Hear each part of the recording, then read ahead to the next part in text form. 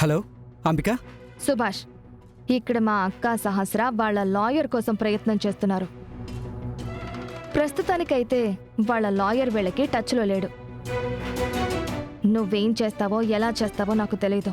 మా అక్కకి సహస్రకి బిహారీ కేసులో వాదించడానికి బెయిల్ ఇప్పించడానికి లాయరే దొరకకూడదు. అంబిక, మనం అంతమంది లాయర్లను మేనేజ్ చేయడం అంటే చాలా కష్టంగా ఉంటుంది అంబిక. ఎంత కష్టమైనా సరే, నువ్వు ఏం చేసైనా సరే లాయర్లు మాత్రం దొరకకుండా చెయ్యాలి. దానికోసం ఎంత ఖర్చైనా వెనకడుగు వేయొద్దు. నేను అరేంజ్ చేస్తాను.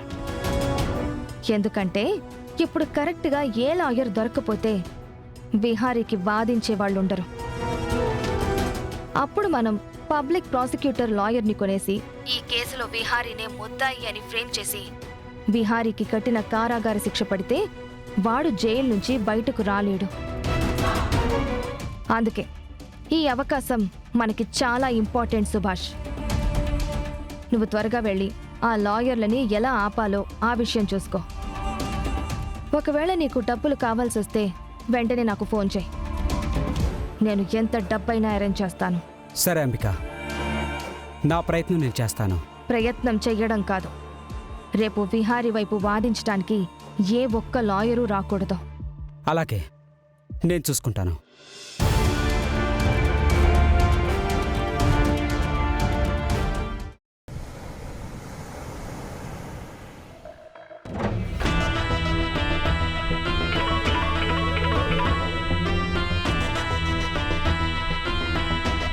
చెప్పండి మేడం. సిఐ గారు ఎక్కడున్నారు?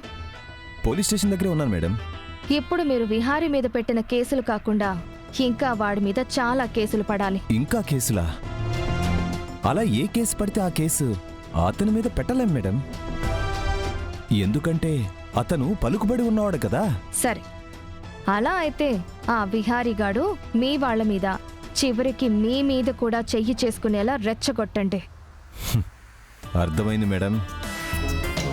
మా మీద చేయి చేసుకుంటే అది కూడా కేసే అవుతుంది. ఇలా మీకు కుదిరినన్ని కేసులు వాడి మీద పెట్టండి. హింటిచ్చారు కదా మేడం. ఇంకా నేను ఎలా చెలరేగిపోతానో మీకు కేసుల రూపంలో తెలుస్తుంది.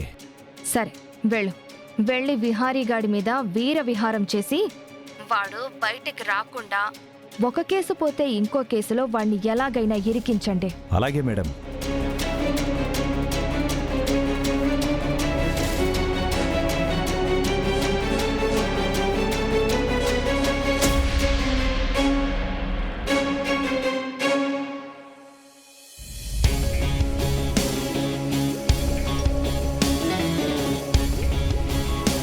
నిన్ను ఎలా రెచ్చగొట్టాలో నాకు తెలుసురా. ఏరా, తిననన్నావంట?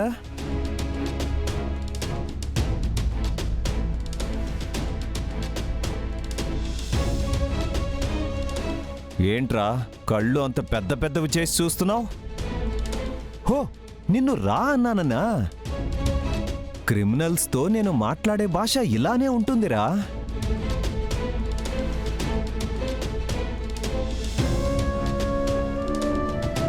ఏంట్రా తినకుండా నీ నాటకాలు? ఓ, అది సిరి గుర్తొచ్చిందా? అందుకే తినట్లేదా? ఏంట్రా అలా చూస్తున్నావు? నీకా సిరి అంటే అంత మోజా?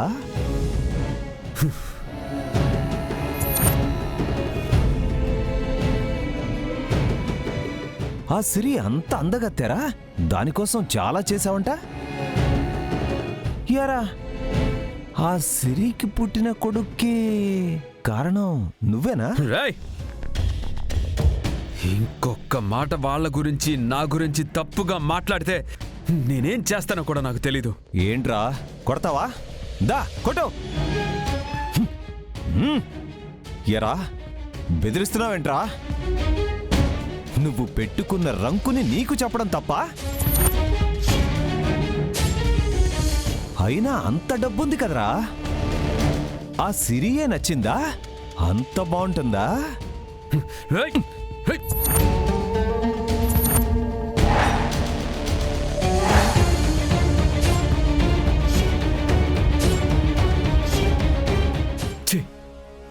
ఇంకొక్క మాట మాట్లాడినా నిన్ను వదిలిపెట్టను.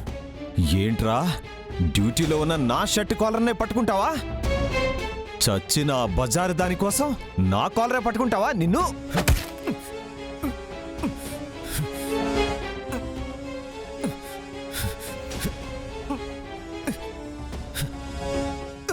హే బాబు, ఆగవే, ఆగు, ఆగు. నన్నే కొడతావరా నువ్వు? నిన్ను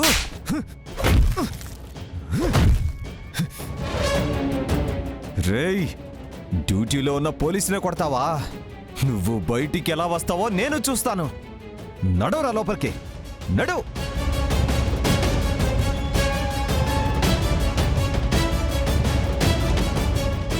ఇప్పుడు నీ మీదున్న కేసులతో పాటు డ్యూటీలో ఉన్న పోలీసుల్ని కొట్టావన్న కేసు కూడా పెడతాన్రా. నీ మీద ఈ కేసు కూడా యాడ్ చేసి నువ్వు జైలు నుంచి ఎలా విడుదలవుతావో నేను కూడా చూస్తాను. నువ్వు జీవితాంతం ఈ 4 గోడల మధ్య ఉండేలా చేస్తాన్రా.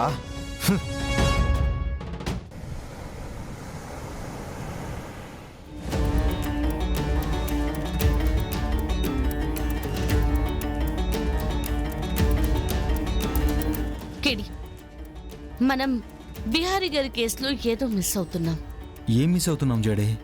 బిహారీ గారు సిరిని ఎలాగైనా కిడ్నాపర్స్ నుంచి విడిపించాలని, సిరి వాళ్ళ బాబుని వాళ్ళ అమ్మ దగ్గరికి చేర్చాలని చాలా ప్రయత్నాలు చేశారు. మనం కూడా అప్పుడు బిహారీ గారితో పాటే ఉన్నాం. అలాంటిది ఆ బిహారీ గారే ఆ సిరిని చంపారని చాలా ఫ్యాబ్రికేటెడ్ గా స్టోరీ అల్లి ఈ కేసులో తనని కావాలనే ఇరికిస్తున్నారని నాకు బలంగా అనిపిస్తుంది. అవును జడే, ఇదంతా ఎవరో వెనకుండి మరీ విహారీ గారిని ఇరికించి ఆడుతున్న గేమ్లా అనిపిస్తోంది. 100 మంది దోషులు తప్పించుకున్నా పర్వాలేదు, కానీ ఒక నిర్దోషికి మాత్రం అన్యాయంగా శిక్ష పడకూడదని మన భారతీయ న్యాయ వ్యవస్థ అనుసరించే ప్రాథమిక న్యాయ సూత్రం. హ్మ్. సో అలా చూస్తే బిహారీ గారు నిర్దోషి, ఆయనకి శిక్ష పడకూడదు. అయితే మనం ఈ కేస్ని ఛాలెంజ్గా తీసుకుని మనం మిస్ అవుతున్న పాయింట్స్ని మళ్ళీ ఒకసారి రీఎంక్వైరీ చేద్దాం. ఎస్, ఒక్కసారి ఆ సిరి ఆటో డ్రైవర్ డెత్కి సంబంధించిన ఫుల్ ఫైల్ అండ్ ఫొటోస్ని మళ్ళీ ఇంకొకసారి వెరిఫై చేద్దాం. హ.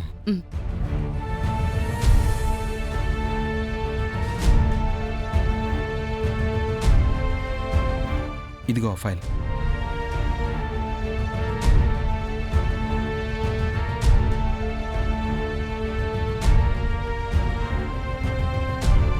Auto driver dead body photos ఇవ్వు. ఇదిగో